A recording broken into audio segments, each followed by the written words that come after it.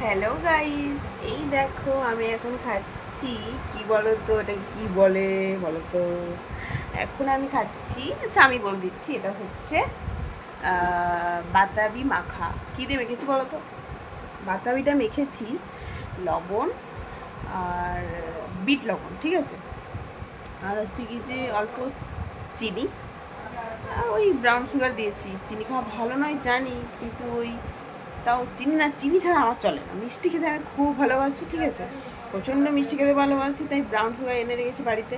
Brown সুগারটাও খাওয়া ভালো নয়, কিন্তু তাও আমি খাই অল্প অল্প করে।